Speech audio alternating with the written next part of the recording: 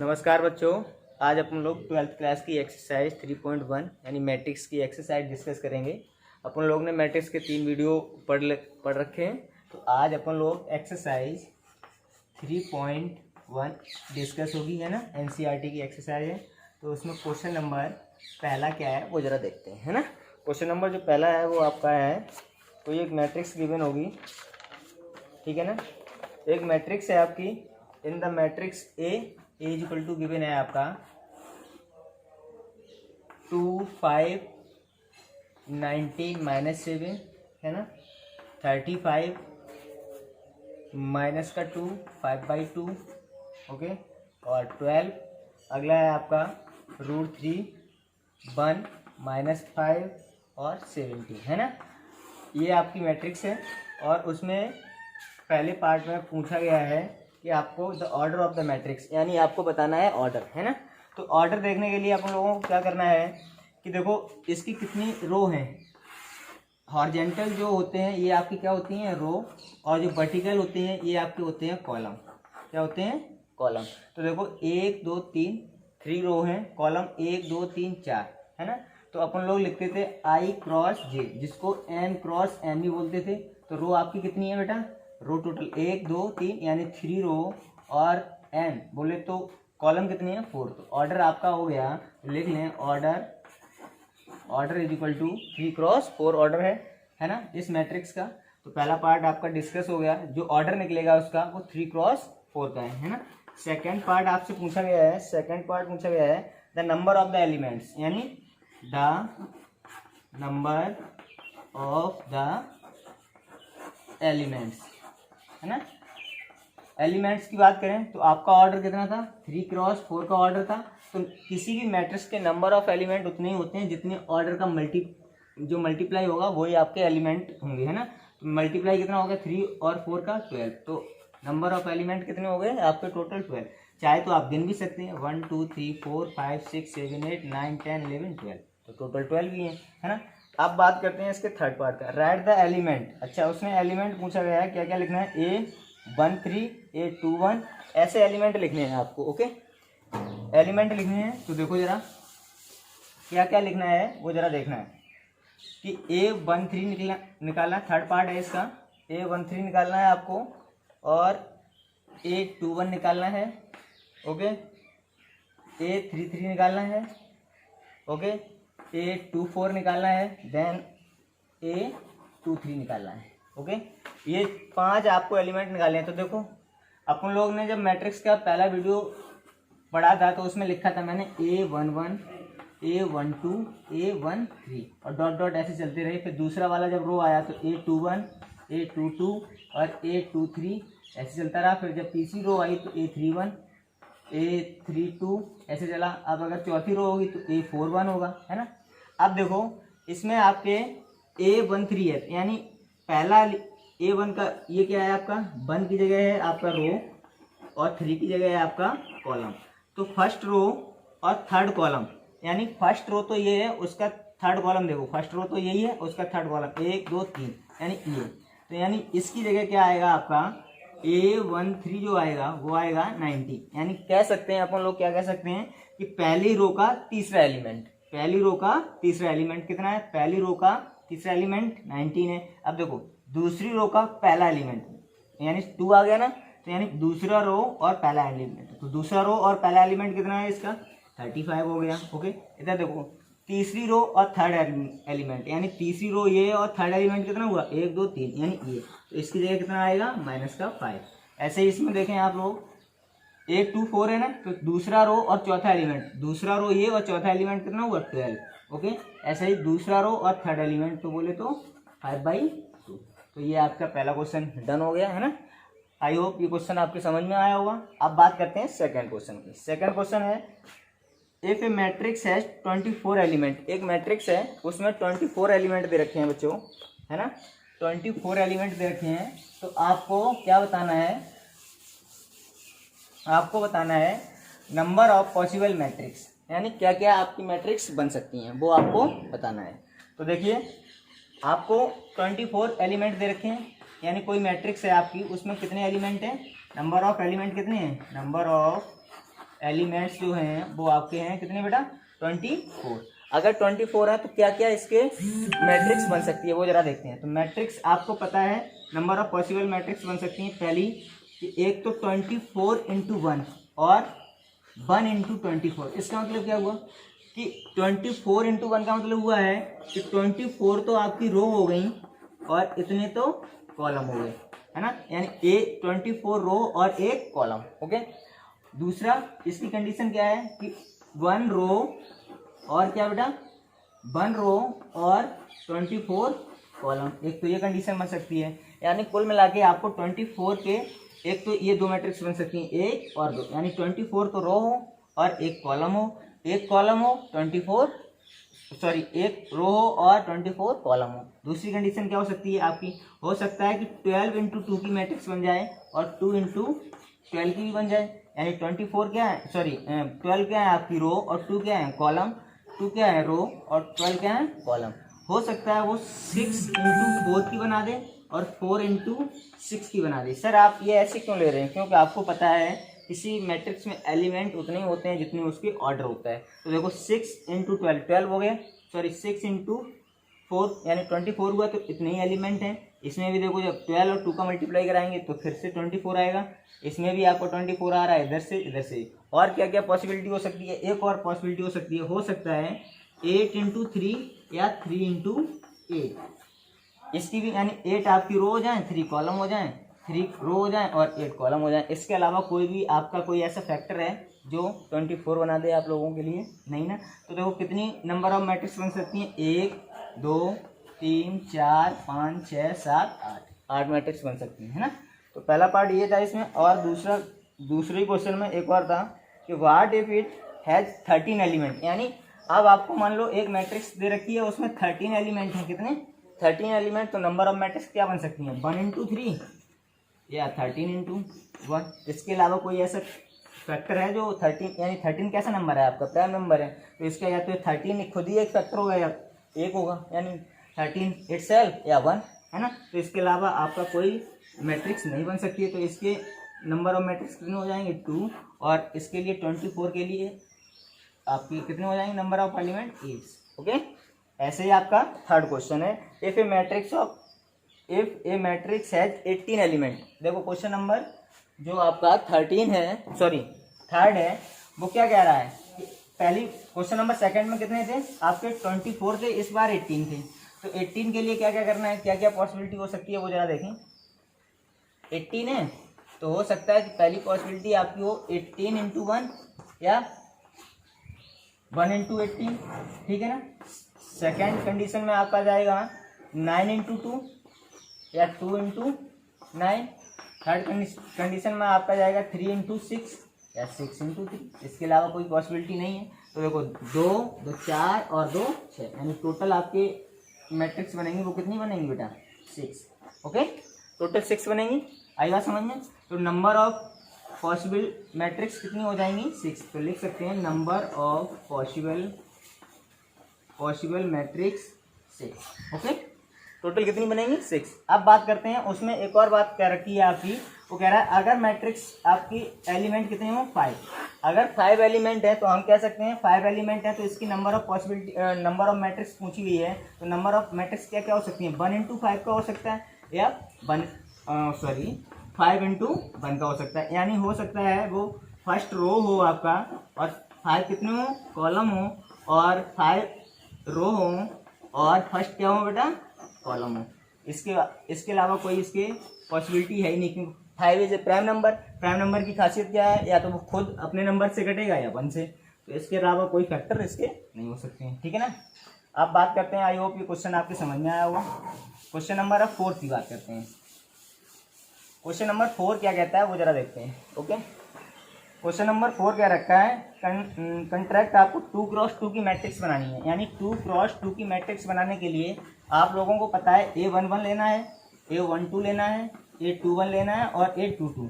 Okay, ये आपको matrix बनानी है। और क्या कह रहा है, अगर गिवन है कि A इक्वल टू दे रखा है capital A equal to matrix के अंदर AIJ और M क्रॉस N। AIJ मतलब I आपका क्या था, I आपका रो होता है और J आपका क्या होता है कॉलम होता है। ओके, अब बात करते हैं, उसने कुछ गिवन डाटा दे रखा है, वो है आपका ए आई जे इक्वल टू दे रखा है उसने आई प्लस जे का whole square divide by 2। Okay, ये दे रखा है। अब देखो आप लोग, आपको पहले तो ये वाला एलिमेंट निकालना है, यानी 2 क्रॉस 2 की मैट्रिक्स निकालनी है। तो आपको पता है फर्स्ट एलिमेंट ये निकालना है, तो फर्स्ट एलिमेंट A11 आपको निकालना है। तो देखो आपको ए आई जे दे रखा है, अच्छा ये A है और यहाँ भी आपका क्या है A है। अच्छा आई की जगह यहाँ कितना है 1 है और जे की जगह कितना है यहाँ 1 है। अच्छा जब सरकार ने ये दे रखा है तो आपको आई की जगह कितना रखना है 1 और जे की जगह कितना रखना है 1। तो 1 प्लस 1 का होल स्क्वायर डिवाइड बाई 2, तो 1 प्लस 1 2 का स्क्वायर 4 डिवाइड बाई 2 इक्वल 2। तो पहला एलिमेंट आपका यहाँ कितना चमका 2। अब आपको A12 निकालना है, तो A12 निकालना है तो आई की जगह कितना जाएगा 1 और जे की जगह कितना जाएगा 2। तो 1 प्लस 2 3 का स्क्वायर कितना हो गया आपका 9 डिवाइड बाई 2। तो ये एलिमेंट कितना निकला 9/2। अच्छा अब A21 के लिए फाइट करते हैं, तो अब की बार आई की जगह कितना जाएगा 2 और जे की जगह 1। तो 2 प्लस 1 फिर से 3 का स्क्वायर 9 डिवाइड बाई 2। तो ये भी आपका 9/2 आ जाएगा। अच्छा अब A22 की बात करते हैं, तो आई की जगह भी आपका 2 और जे की भी जगह, तो 1 प्लस 2 सॉरी 2 और 2 है ना दोनों जगह, तो 2 प्लस 2 यानी 4 का स्क्वायर कितना हो गया 16 डिवाइड बाई 2, तो बोले तो 8। तो आपकी जो मैट्रिक्स निकल के आएगी 2 9/2 9/2 और 8। तो यहाँ लिख सकते हो आप लोग कि वो आएगी आपकी 2 9/2 9/2 और 8। तो देखो इसका ऑर्डर भी आपका 2 क्रॉस 2 का है, 2 रो और 2 कॉलम। ओके, आई होप ये क्वेश्चन आपके समझ में आया होगा। बाकी इसके पार्ट आपके और भी हैं, वो आप लोग घर से होमवर्क में है, ठीक है ना, वो आप लोग कर लेना। क्वेश्चन नंबर 4 था ये। अब बात करते हैं क्वेश्चन नंबर 5 की, है ना। क्वेश्चन नंबर 5 क्या कहता है वो जरा देखते हैं। क्वेश्चन नंबर 5 है सेम है 3। अब इस बार आपको क्वेश्चन नंबर जो 5 है वो आपका फिर से वही 3 क्रॉस 4 की मैट्रिक्स निकालनी है। किसकी बेटा 3 क्रॉस 4 की। और दे रखा है आपको ए आई जे इक्वल टू दे रखा है आपको 1/2 मॉड के अंदर माइनस का 3i प्लस का j। ओके, ये दे रखा है। अब देखो इसके लिए अपन लोग कैसे करेंगे, आपको 3 क्रॉस 4 की मैट्रिक्स निकालनी है ना, तो 3 क्रॉस एक मैट्रिक्स एक बना लो आप लोग A1। अच्छा 3 क्रॉस 4 मैट्रिक्स निकालनी है, इसका मतलब क्या है बेटा, आपको कितनी रो बनानी है पहले तो ये सोचो। तो पहला जो एलिमेंट लिखा होता है वो ही तो आपका रो होता है और ये आपका क्या होता है कॉलम होता है। तो कुल मिला के आपको 3 रो बनानी है और 4 कॉलम। ओके, तो देखो फर्स्ट A11 A12 A13। तो देखो 1 2 3 ही कॉलम हुए, अभी ध्यान रखना चौथा भी आएगा A4, है ना।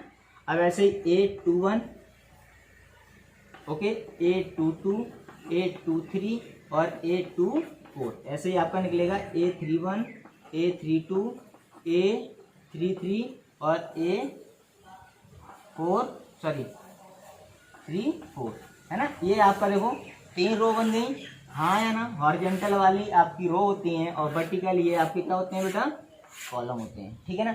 अब आपको हर एलिमेंट निकालना है, आपको A11 निकालना है, A12 निकालना है, A13 निकालना है, A14 निकालना है। तो निकालने का तरीका क्या है, A11 तो I की जगह 1 है और J की जगह भी 1 है, तो इसमें रखेंगे तो 1/2 तो ऐसा ही रहा। देखो पहले मैं 2 निकाल के बता रहा हूँ, बाकी आप कर लेना। 1/2 तो ऐसा ही रहा। अब देखो A1 तो I की जगह कितना गया 1, तो माइनस का 3 × 1 यानी माइनस का 1 और प्लस का 1 यानी माइनस का 2। तो कुल मिला के आपका ये आ गया माइनस का 2। अब देखो मॉड के अंदर माइनस का 2 है, तो मॉड की खासियत क्या है, मॉड हमेशा पॉजिटिव क्वांटिटी है, ऑलवेज, है ना, ग्रेटर देन इक्वल टू 0, है ना। तो ये हमेशा पॉजिटिव देगा, तो 1/2 × 2 हो जाएगा ना, 2 से 2 कैंसिल हो गया तो कितना बचा 1। तो पहला एलिमेंट आपका बना गया। ऐसे ही आपके लिए A12 के लिए करते हैं, तो I की जगह कितना गया 1 और 2 की जगह कितना जाएगा, यानी 2 किसकी जगह जाएगा J की जगह, तो 1/2 तो ऐसा ही रहा, 1/2 तो ऐसा ही रहा। देखो इधर सॉल्व कर रहा हूँ, ठीक है ना। अब देखो I की जगह कितना 1, तो माइनस का 3 ओके और 2 प्लस का 2 ओके, तो यानी माइनस का 1 बचा। और तो ये 1/2 × माइनस का 1 तो फिर से 1, क्योंकि मॉड क्वांटिटी पॉजिटिव होती है और तुमको पता है मॉड के अंदर निगेटिव है तो पॉजिटिव बना देता है। तो ये मल्टीप्लाई करोगे तो 1/2 आएगा, तो ये आपका कितना आ गया 1/2। ऐसे सारे एलिमेंट आप लोग इस फार्मूले में रख के सारे एलिमेंट अपन लोग मैट्रिक्स के निकाल सकते हैं। कुछ नहीं करना है। अगर प्लस माइनस का भूल भी जाओ तो याद रखना, अगर प्लस भी माइनस आए इसमें तो आंखें बंद करके ये जानना ये प्लस लिखा है, ठीक है। माइनस को भी अपन लोग प्लस समझ लेंगे, और प्लस आएगा तो वो प्लस होगा, क्योंकि मॉड कैसी क्वांटिटी है, पॉजिटिव क्वांटिटी होती है, तो उसके अंदर नेगेटिव भी आएगा। अच्छा चलो एक चीज़ समझा देते हैं। जैसे ये लिखा है कि मॉड में माइनस का 2 लिखा है, तो इसका मतलब क्या होता है, ये कैसे खुलता है। तो मॉड का खासियत ये होती है कि मॉड के अंदर मॉड को ये पता चल जाए कि अंदर बैठी क्वांटिटी आपकी नेगेटिव है, तो एक नेगेटिव और अपने पास से देता है। कैसे देता है, माइनस का खुद और माइनस का 2, तो देखो फिर से आपका 2 बन गया ना। इसीलिए हम कहते हैं मॉड के अंदर नेगेटिव भी हो तो वो पॉजिटिव ही होता है। ओके, तो ये चीज़ आप याद रखें, ठीक है ना, नोट कर लेना। अब क्वेश्चन नंबर किसकी बात करते हैं, 6 की। इसके 2 पार्ट हैं 5 के। पहला तो आप लोगों को बता दिया, सेकंड भी आपको गिवन रखा है, तो वो आप लोग कर सकते हैं आराम से, है ना। बड़ा अच्छा क्वेश्चन था ये। अब बात करते हैं क्वेश्चन नंबर 6 की। Find the value of X Y Z from the following equation. अच्छा, आपको एक मैट्रिक्स दे रखी है ना, और आपको कोई 3 वैल्यू अननोन दे रखी हैं, उनकी वैल्यू निकालनी है।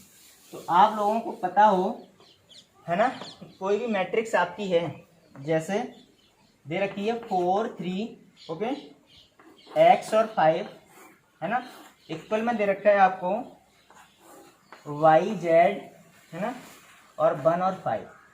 तो पहले आपको एक्स वाई जेड की वैल्यू निकालनी है। तो उससे पहले एक चीज़ समझें, क्वेश्चन नंबर ये आपका 6 है ना, कि कोई भी मैट्रिक्स अगर आपस में इक्वल है तो उसका पहला कॉन्सेप्ट ये है कि उनका ऑर्डर सेम होना चाहिए। तो देखो इसका ऑर्डर कैसा है बेटा, 2 क्रॉस 2। इसका ऑर्डर क्या है, 2 क्रॉस 2। ऑर्डर भी सेम है, तो इसका मतलब ये है कि उसके अंदर बैठे एलिमेंट इधर के और इधर के आपस में बराबर होंगे। आपस में बराबर होंगे यानी बाई किसके इक्वल होगा बेटा, 4 के। जेड किसके इक्वल होगा, 3 के।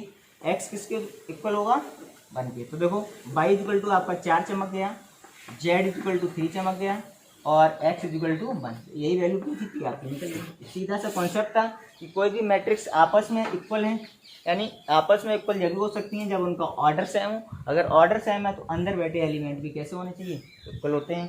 तो देखो बाई किसके इक्वल हो गया, आपका 4 का, जेड किसके, 3 के, और एक्स किसके बेटा, 1 के। ओके, आई होप ये क्वेश्चन आपके समझ में आया होगा। अब बात करते हैं, इसी में और भी पार्ट हैं, है ना, तो वो लोग आप लोग कर सकते हैं, है ना। चलो एक क्वेश्चन और बता देते हैं इसी का, है ना। क्वेश्चन है आपका, देखो X plus by 2, 5 plus Z X Y, ये एक मैट्रिक्स है 2 क्रॉस 2 की। एक और मैट्रिक्स दे रखी है आपकी 6 2, ओके, और 5 और 8, है ना। ये आपकी मैट्रिक्स है। अब आपको क्या पूछा होगा उसने, एक्स और वाई पूछा होगा, सिंपल है। तो देखो, तो ये 2 क्रॉस 2 की है और ये भी 2 क्रॉस 2 की है ना बेटा।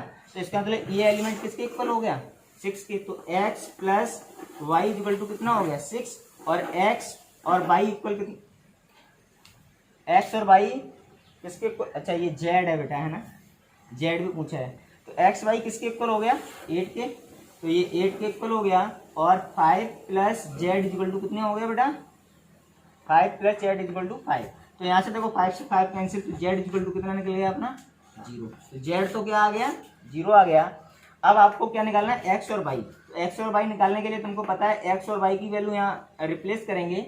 तो देखो यहाँ से अपन लोग क्या करेंगे, एक्स की वैल्यू निकालते हैं। एक्स की वैल्यू निकाली तो एक्स इक्वल टू क्या निकलेगा, 6 माइनस वाई। तो एक्स की वैल्यू यहाँ रख दें इस वाली इक्वेशन में, 6 माइनस वाई। तो ये आपका आएगा 6 माइनस वाई, और वाई इक्वल टू 8। तो आपका बनेगा ये 6 वाई माइनस का वाई स्क्वायर और इक्वल में 8।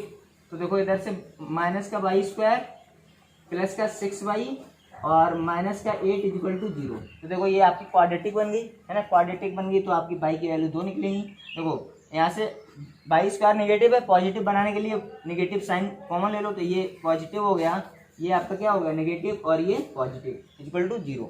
अब देखो 8 के ऐसे फैक्टर करने हैं कि 6 हो जाए, यानी ऐड करके, यानी 8 के आगे क्या है, पॉजिटिव साइन है। तो यानी 8 के ऐसे फैक्टर करने हैं कि आपको क्या करना है, कि जोड़ के कितने होने चाहिए, 6। तो 4 2 जा 8, यानी 4 प्लस, तो आपके इसके एलिमेंट वो जो फैक्टर आएंगे, तो वाई स्क्वायर माइनस का 4 वाई माइनस का 2 वाई और प्लस का 8 इक्वल टू 0। तो यहाँ से आपका बाई कॉमन मिल गया, तो बाई माइनस 4, और इधर से माइनस का 2 कॉमन मिल गया, तो बाई माइनस 4। यानी बाई की वैल्यू जो आएंगी वो आएंगी बाई 2 और 4। ऐसे बाई वैल्यू पता चल गई। तो जिस दिन बाई की वैल्यू 2 रखोगे तो एक्स की वैल्यू कितनी चमकेगी आपकी 4, और जिस दिन 4 रखोगे तो एक्स की वैल्यू 2। तो यही उसकी वैल्यू आई है ये इसको। तो ये क्वेश्चन था आपका, बड़ा सिंपल क्वेश्चन था। ऐसे क्वेश्चन आप लोग कर सकते हैं। क्वेश्चन नंबर 6 सेम है, 7 भी सेम है। क्वेश्चन नंबर अब 8 की बात करते हैं। 8 क्वेश्चन क्या है, इफ इस कह रहा है ए बराबर A I J N cross N A J square matrix if, यानी कोई भी मैट्रिक्स स्क्वायर मैट्रिक्स कब हो सकती है ना। स्क्वायर मैट्रिक्स कब हो सकती है, आप लोगों को मैंने बता रखा है पिछली वीडियो में कि अगर कोई मैट्रिक्स स्क्वायर मैट्रिक्स है तो इसका मतलब ये है उनका ऑर्डर कैसा होना चाहिए बेटा, सेम। सेम का ऑर्डर मतलब मान लो ये कोई मैट्रिक्स है आपकी A11 A12 A13, ओके। ऐसे ही आपका A21 A22 और A23, ऐसे ही आपका A31 A32 और A33, है ना। अगर ये मैट्रिक्स की बात करें तो इसका ऑर्डर 3x3, जितनी रो उतनी कॉलम, यानी जितनी रो और उतनी कॉलम हो तो बोल सकते हैं वो मैट्रिक्स आपकी कौन सी मैट्रिक्स होती है बेटा, स्क्वायर मैट्रिक्स होती है।